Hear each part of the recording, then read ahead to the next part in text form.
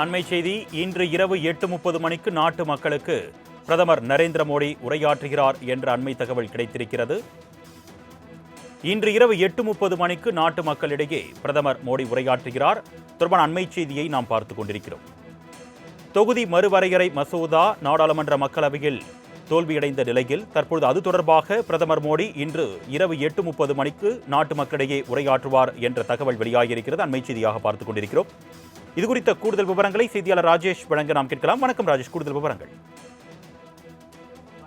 தொகுதி மறுசீரமைப்பு உள்ளிட்ட 3 மசோதாக்களும் மக்களவையில் தோற்கடிக்கப்பட்டதை அடுத்து நாட்டு மக்களிடையே பிரதமர் நரேந்திர மோடி அவர்கள் இன்று இரவு 8:30 மணி அளவில் உரையாற்ற உள்ளதாக தகவல் வெளியாகியிருக்கிறது. குறிப்பாக மக்களவையில் தாக்கல் செய்யப்பட்ட அந்த தொகுதி மறுவரை மசோதா உள்ளிட்ட 3 மசோதாக்களும் ஆதரவாக 298 உறுப்பினர்களும் எதிராக 230 உறுப்பினர்களும் வாக்களித்தனர். இந்த மசோதாக்கள் வெற்றி பெற 3/2 பங்கு வாக்குகள் ஆதரவாக தேவை.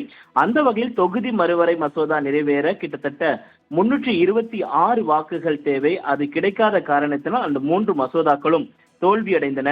இந்த தோல்வியை எதிர்க்கட்சியில் இருக்கக்கூடிய தலைவர்கள் தங்களுடைய வெற்றி என கொண்டாடக்கூடிய சூழலை பார்க்க முடிகிறது. குறிப்பாக தமிழகத்தை பொறுத்த வரைக்குமே முதலமைச்சர் அதற்கு கடுமையான எதிர்ப்பை தெரிவித்திருந்தார். கடுமையான பின்விளைவுகளை இது ஏற்படுத்தும் என்று எச்சரிக்கை விடுத்திருந்தார். இதனையடுத்து மசோதா தோல்வி அடைந்ததை அடுத்து அவர் பட்டாசு வெடித்து அது கொண்டாடக்கூடிய, அதே போல திமுகவினர் ஆங்காங்கே இனிப்புகளை வழங்கி கொண்டாடக்கூடிய அந்த நிகழ்வுகள் எல்லாம் அரங்கேறியிருந்தன.